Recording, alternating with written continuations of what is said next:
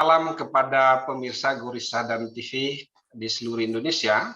Gurisa dan TV membaca Indonesia dengan 3 metode. Metode pemikiran kritis, metode pemikiran analitis, dan metode pemikiran reflektif. Pemirsa Gurisa dan TV di seluruh Indonesia yang kami muliakan, pada kesempatan ini kita kedatangan seorang tamu yang sangat hebat ya. Beliau ya panggilan yang terhormat lah ya, Ibu Khairul Nisa Nur Agustiati ya, teman lama saya ya di Jakarta dulu ya. Ya. Beliau ini adalah Direktur Eksekutif Perludem ya. Perludem itu adalah lembaga yang secara khusus konsen dengan demokrasi dan khususnya tentang pemilu ya. Nah, pada malam hari ini kita akan membahas tentang mengantisipasi keruwetan dalam pelaksanaan pemilihan umum tahun 2024 ya.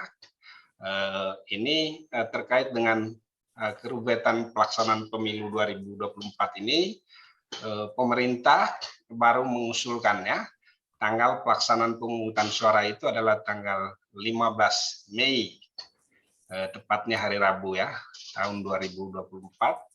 Kemudian pada 2022 ini ada 101 kepala daerah yang berakhir masa jabatannya ya.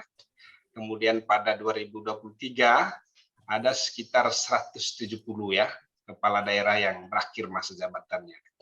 Jadi kita bayangkan ya, dalam tempo yang sesingkat itu pemilu dengan pilkada, pemilu yang dilaksanakan pada bulan Mei, kemudian pilkada yang rencananya dilaksanakan pada bulan November, tanggal 27 November 2024, maka kemudian berdasarkan pengalaman kita di masa yang lalu, ada problem yang serius ya, terutama terkait dengan tata kelola pemilu ya, di mana banyak sekali penyelenggara pemilu itu yang kelelahan ya. Nah, belum lagi persoalan-persoalan yang terkait dengan teknis penyelenggaraan pemilu, misalnya terkait dengan kecurangan macam-macam yang harus diajukan ke Mahkamah Konstitusi. Nah, untuk semua itu kita mendengarkan dari Mbak Nisa ya, bagaimana pemerintah dan juga semua pihak ya, termasuk juga penyelenggara pemilu dan DPR, mengantisipasi penyelenggaraan pemilu 2024. Silakan Mbak Nisa ya. Mungkin pertama Mbak Nisa diberi kesempatan untuk menyapa pemirsa Gurisa dan TV dulu, kemudian memperkenalkan diri ya, dan baru kita masuk ke topik ya. Silakan. Baik, terima kasih. Selamat malam pemirsa Gurisa dan TV. Pertama saya mengucapkan terima kasih ya sudah diajak diskusi malam hari ini. Salam kenal, salam sehat semuanya. Mudah-mudahan kita selalu sehat ya. Dan mudah-mudahan nanti kita bisa ketemu langsung nih Bang Goris ya. Sekarang masih harus jarak jauh ya, diskusi-diskusi secara virtual. Saya perkenalan diri singkat. Tadi sudah sempat disampaikan oleh Bang Goris. Nama saya Khairul Nisa Nur Agustiati, tapi panggil saja Ninis gitu ya. Nama saya cukup panjang gitu, jadi pendeknya Ninis aja. Nah, sehari-hari memang saya bergiat di Perludem ya, Perkumpulan untuk Pemilu dan Demokrasi. Kantornya ada di Jakarta ya, di Tebet, Jakarta Selatan. Kalau ditanya sejak kapan berkecimpung ya di isu pemilu, sebetulnya sejak awal 2010 ya, awal 2010 itu saya bergabung di Setro. Bang Goris tahu ya Setro ya, Center for Electoral Reform. Kayaknya saya waktu itu ketemu Bang Goris juga waktu itu saya masih di Setro sekitar 2010. Lalu sejak 2012 sampai sekarang bergabung dengan Perludem. Jadi memang sudah cukup lama ya, dari 2012 kalau di Perludem dari 2012.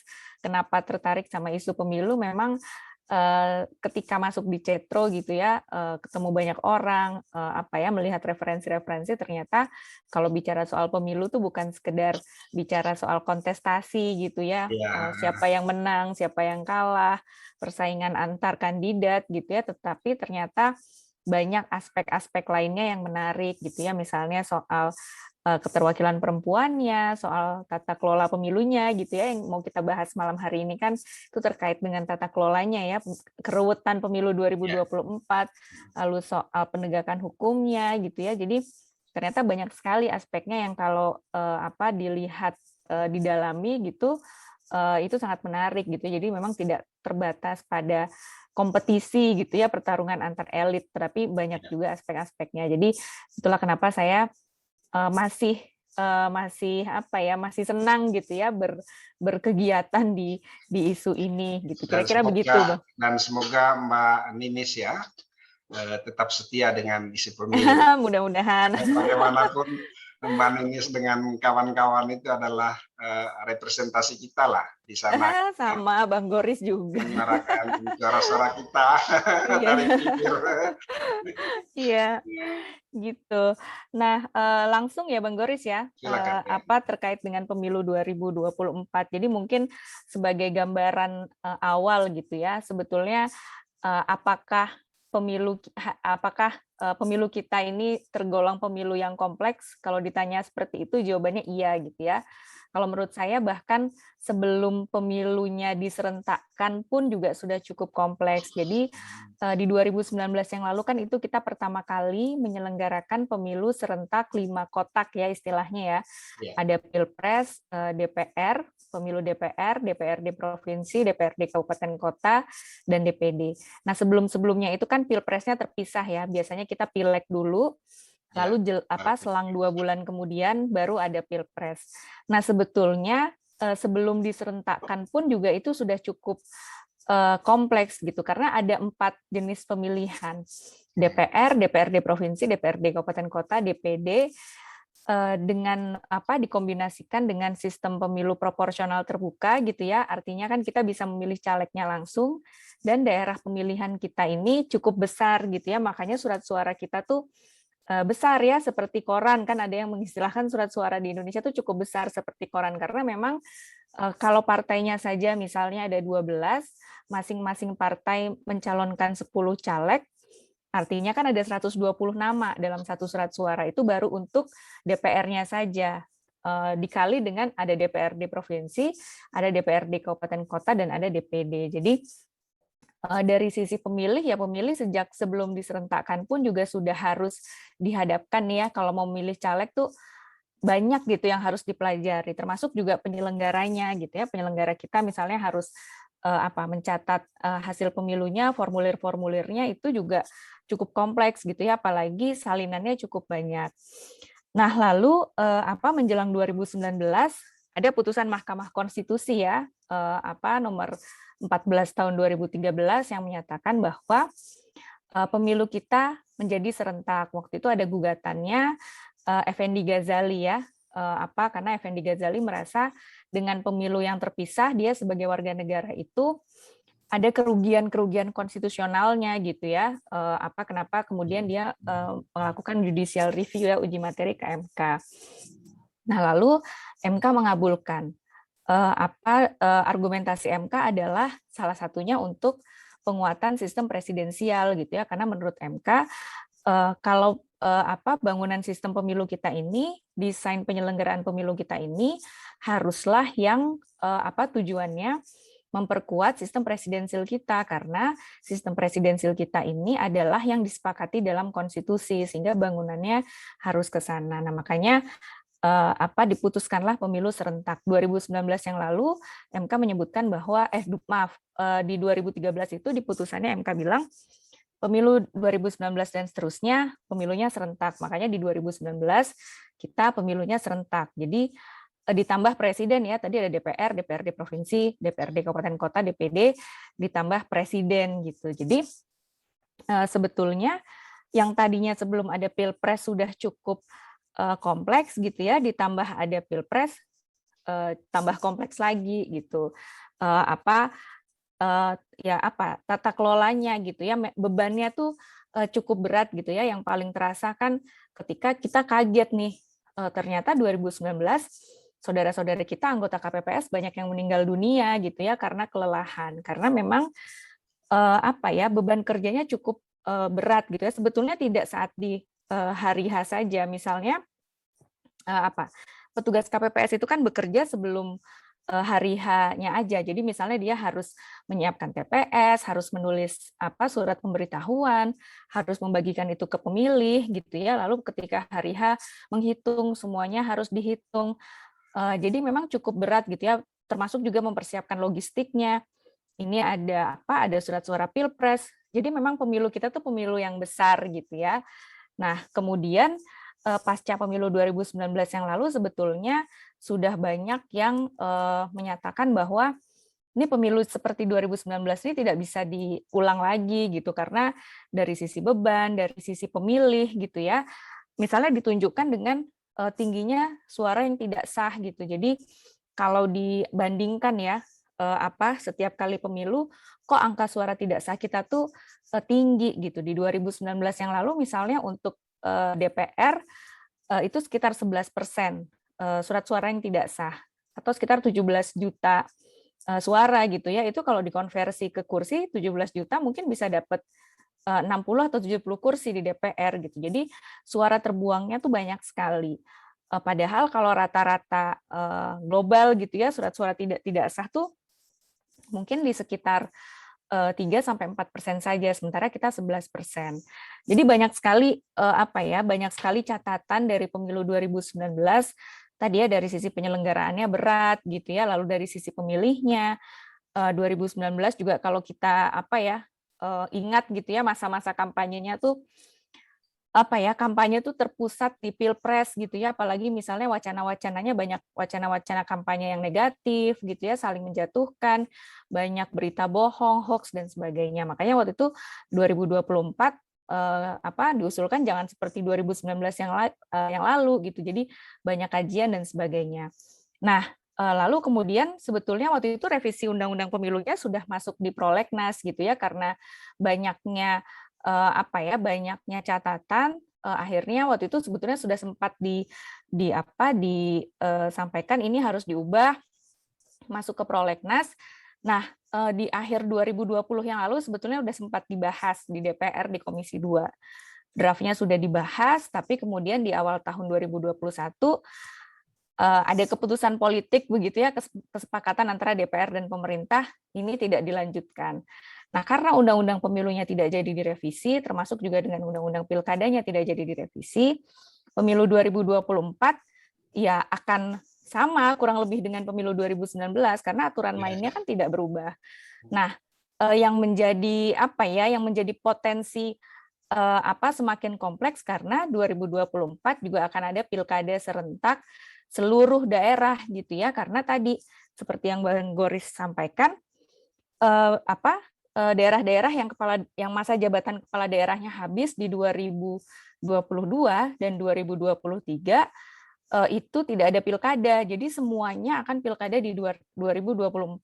271 daerah itu yang apa 2022 2023 plus yang lainnya gitu ya. Jadi ada 34 provinsi, 540 lebih kabupaten kota juga akan pilkada di 2024. Memang bulannya berbeda ya. Kalau pilkada sudah disebutkan di undang-undang pilkadanya di bulan November.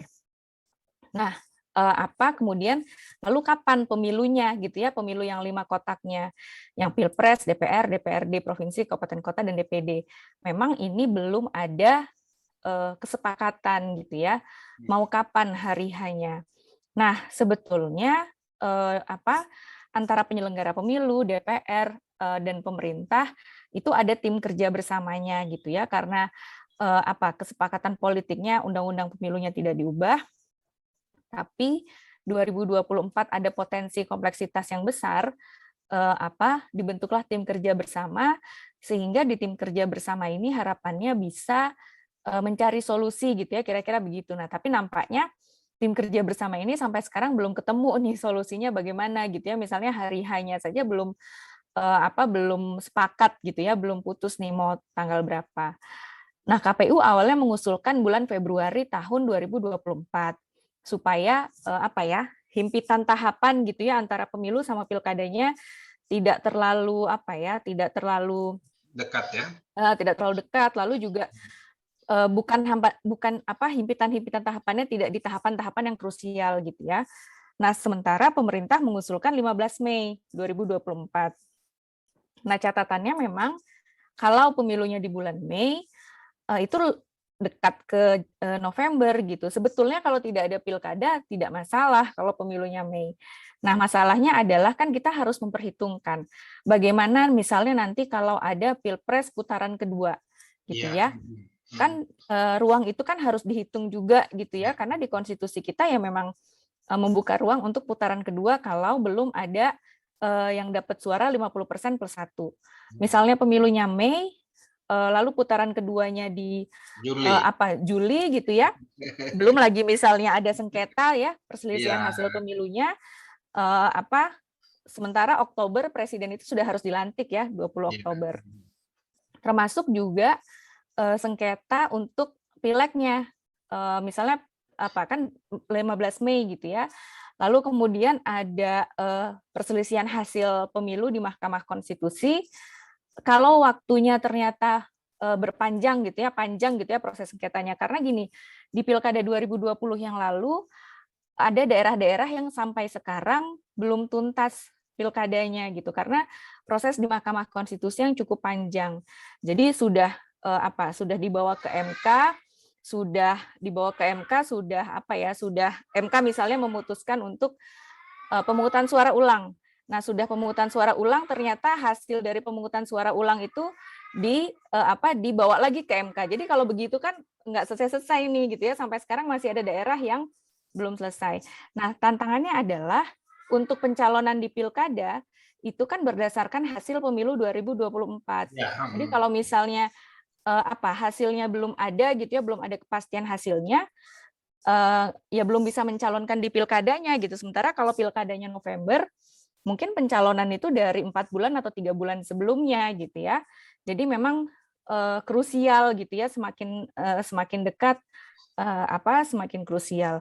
Tapi sebetulnya di Februari gitu ya, usulan KPU kan Februari. Memang jaraknya jauh ke November gitu ya, atau ke pelantikan presiden di Oktober. Tapi ya itu tantangannya adalah kalau pemilunya di bulan Februari kan biasanya hasil pemilunya sudah bisa diketahui di bulan itu juga gitu ya, misalnya menghitungnya cepat apalagi Pilpres. Nah, jarak dari penetapan calon terpilih gitu ya, misalnya ada putaran kedua, oke katakanlah April gitu ya, dari April ke Oktober itu jaraknya cukup jauh gitu. Jadi dari penetapan calon ke pelantikan itu jauh. Nah, dengan jauhnya jarak ini tuh biasanya situasinya tuh masih panas gitu ya. Jadi misalnya ada kubu-kubu di masyarakat tuh di masa transisi ini justru lagi panas-panasnya nih sebelum ke pelantikan, apalagi kalau misalnya mau menentukan kan ya potensi transaksi politiknya besar gitu ya kalau mau menentukan siapa nih yang ditempatkan ditunjuk sebagai menteri gitu ya. Jadi ruang-ruang potensi transaksi dan sebagainya justru semakin melebar kalau pemilunya di Februari. Nah, sebetulnya memang akhirnya sulit gitu loh untuk bisa menentukan kapan waktu idealnya ketika semua pemilunya ada di tahun yang sama gitu. Jadi memang 2024 tuh nggak ideal gitu ya, di tahun yang sama semua pemilu, penyelenggara pemilu sebetulnya yang menjadi yang akan mendapatkan beban yang begitu besar. Padahal MK menyebutkan gitu ya, sebetulnya dalam memilih desain keserentakan itu ada beberapa hal yang harus dipertimbangkan. Salah satu hal yang harus dipertimbangkan adalah beban kerja penyelenggara pemilunya. Jadi jangan sampai beban kerja penyelenggara pemilu itu menjadi tidak wajar gitu ya. Terlalu berat beban kerjanya gitu. Itu MK bilang jangan sampai seperti itu. Karena ketika beban kerjanya cukup berat gitu ya, himpitan tahapan ada himpitan tahapan di sana sini, potensi misalnya ya terjadi malpraktek pemilu juga mungkin semakin besar gitu ya. Kayak misalnya kemarin saja gitu ya, pemilu 2019 yang lalu ketika penghitungan itu sampai malam gitu ya, siapa yang mau mengawasi gitu. Jangan-jangan pengawas pemilunya sudah pulang duluan, jangan-jangan saksinya sudah pulang duluan gitu ya. Lalu juga misalnya di tahapan-tahapan yang lain konsentrasi, belum lagi misalnya di daerah itu KPU di daerah itu akan ada pergantian masa jabatan yang mayoritas selesainya itu di 2023. Jadi bisa kebayang nih teman-teman penyelenggara pemilu di daerah di satu sisi sedang menyelenggarakan pemilu, tapi di sisi lain ada pergantian gitu ya, ada proses seleksi. Jadi pasti konsentrasinya terpecah. Kalau misalnya mereka maju lagi, mereka dirinya sendiri harus mempersiapkan seleksi gitu ya, harus belajar, harus mempersiapkan dokumen, di sisi lain harus mempersiapkan pemilu, di sisi lain harus mempersiapkan pilkada. Jadi memang konsekuensi dengan pemerintah dan DPR tidak mau mengubah undang-undang ini menjadi tumpang tindih gitu loh antara satu tahapan dengan tahapan yang lainnya. Kira-kira gitu Bang Boris. Oke, Mbak Nisa. Ini ya pertanyaan yang paling penting sebenarnya. Nah, jadi sorry ya, saya kehilangan suara ya. Enggak apa-apa Bang.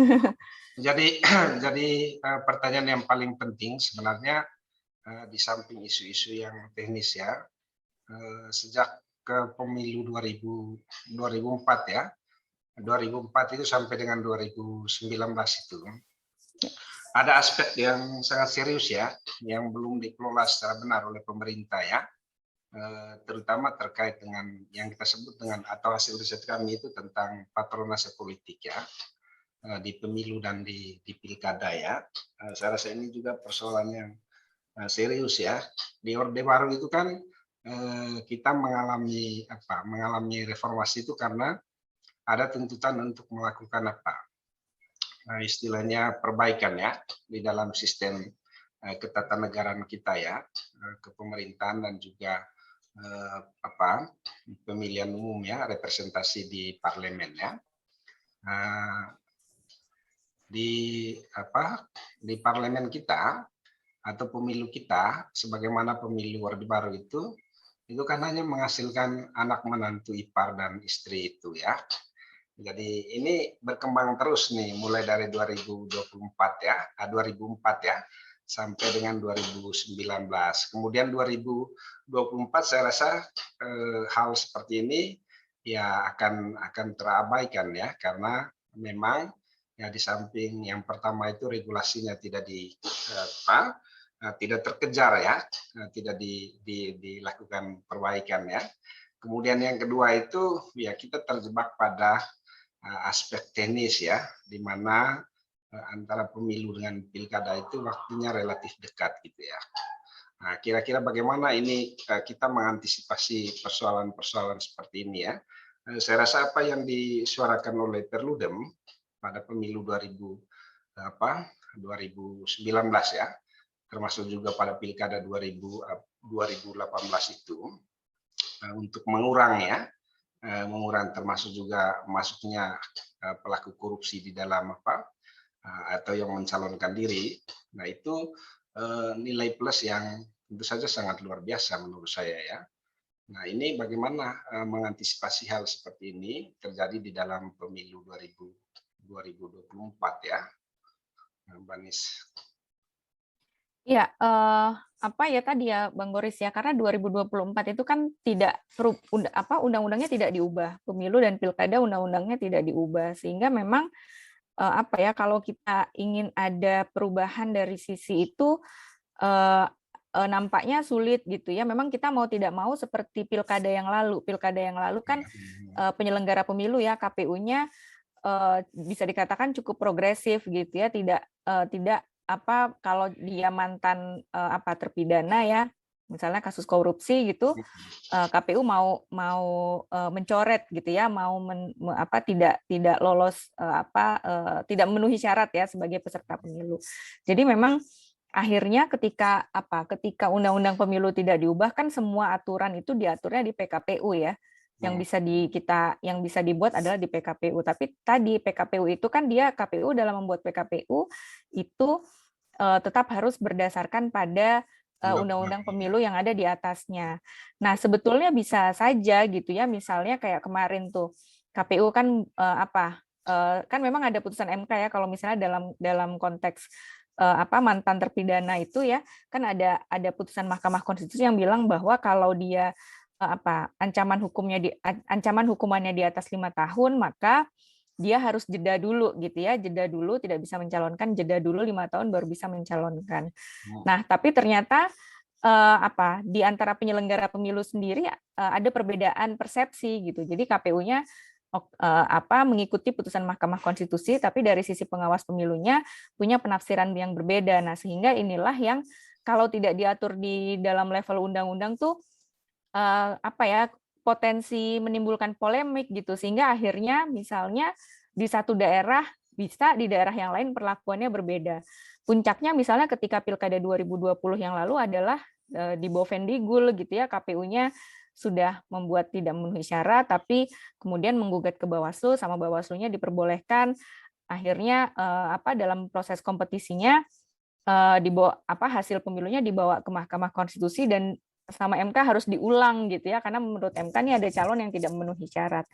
Nah, itu salah satu tantangannya. Nah, kemudian memang kalau kita bicara tadi kan dalam konteks mantan terpidana gitu ya. Nah, bagaimana dengan politik kekerabatan gitu ya, politik dinasti?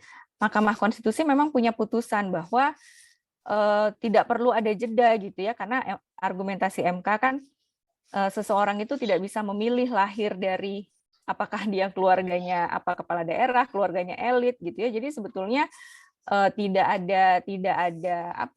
perlu dibatasi lah Mahkamah Konstitusi, argumennya seperti itu.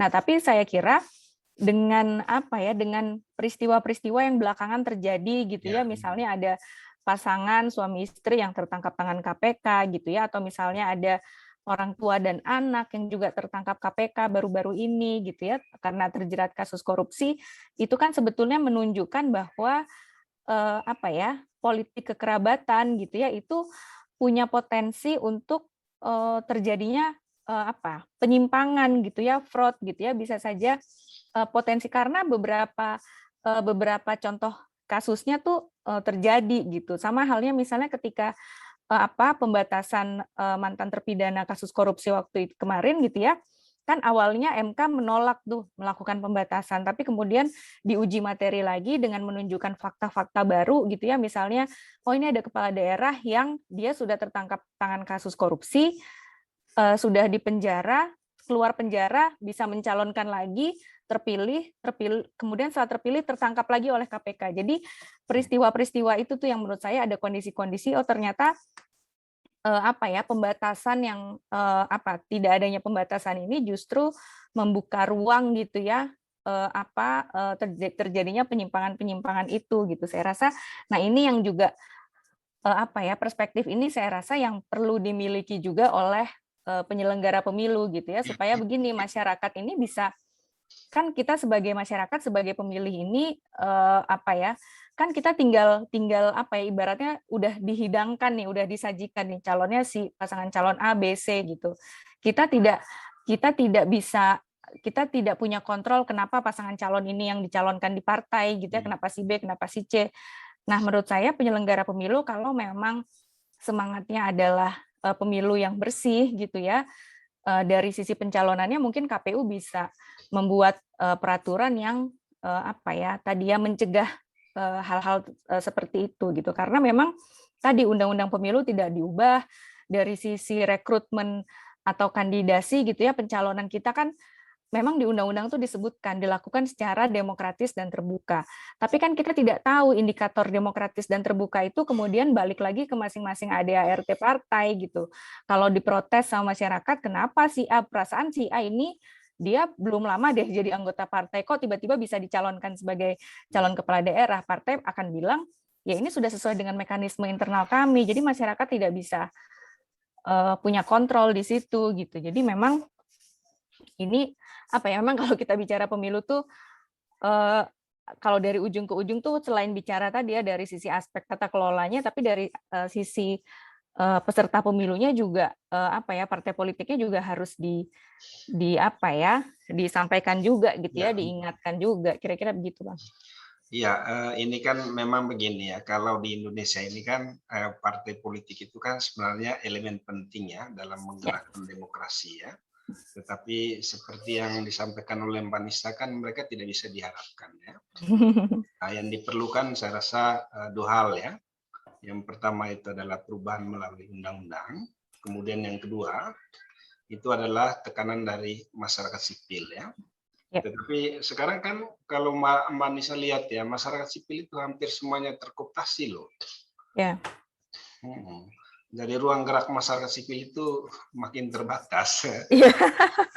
Kemudian Penyempitan ya, ruang gerak ya. Nah, gini Mbak Nisa, ini ada isu lain ya terkait dengan Ya. penyelenggara pemilu ya. Nah, ini kan ada kasus juga ya.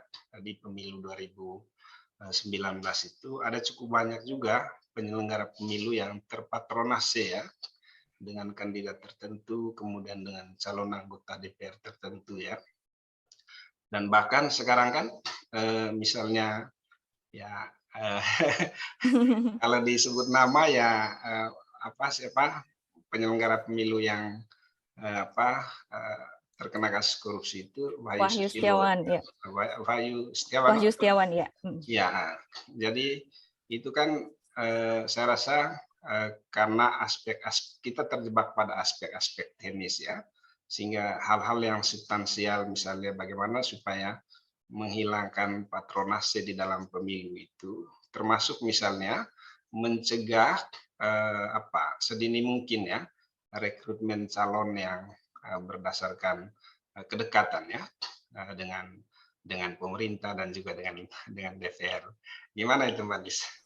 Ya, memang kalau kita bicara soal rekrutmen ya ini momennya pas nih, sekarang lagi dibuka rekrutmen untuk KPU dan Bawaslu ya. Hari Senin ini mulai ada pendaftarannya. Nah, memang kami pernah melakukan riset gitu ya, tapi memang terkait dengan seleksi penyelenggara pemilu di daerah ya. Memang ada ada semacam istilahnya ya, politik latar belakang mungkin ya seperti itu. Jadi balas budi kali ya. Jadi misalnya kalau tim seleksinya punya background atau latar belakang misalnya saat organisasi tertentu, lalu ada peserta seleksi yang punya kesamaan latar belakang. Nah, ini seolah-olah sudah ada favorit, seolah-olah ada favoritisme nih, pokoknya harus ada perwakilan organisasi kami gitu ya di penyelenggara pemilu. Nah, ini yang menurut saya harus diubah gitu, karena penyelenggara pemilu kan bukan perwakilan organisasi-organisasi itu gitu ya. Bukan berdasarkan ada kepentingan-kepentingan tertentu. Nah, sebetulnya dalam proses seleksi penyelenggara pemilu yang perlu didorong adalah kan begini. Kan sudah peserta itu kan melalui serangkaian tes ya. Ada tes tertulis, lalu ada tes psikotes, kesehatan, ada wawancara, disuruh bikin makalah juga gitu ya. Nah, itu memang perlu ada indikator-indikator yang jelas. Kalau di daerah itu tes tertulisnya sudah berdasarkan komputerisasi gitu ya. Jadi kalau skornya di bawah 60 misalnya tes skornya di bawah 60 ya langsung nggak lolos ke tahap berikutnya. Nah, menurut saya untuk yang nanti ya yang akan dilakukan ini ya itu perlu dilakukan juga gitu ya. Masa di daerah sudah komputerisasi, masa yang di pusat tidak gitu. Nah, lalu juga tadi 2024 ini pemilunya sangat kompleks karena bukan hanya ada pemilu tapi pilkada. Sehingga tidak hanya dibutuhkan penyelenggara pemilu gitu ya yang punya skill, yang pinter gitu misalnya, tapi dia juga integritasnya seperti apa. Misalnya kasus Wahyu Setiawan tadi ya, dia tertangkap tangan KPK, dia bisa lolos menjadi anggota KPU kan pasti skornya besar gitu ya, tertulisnya, kesehatan dan sebagainya pasti skornya besar.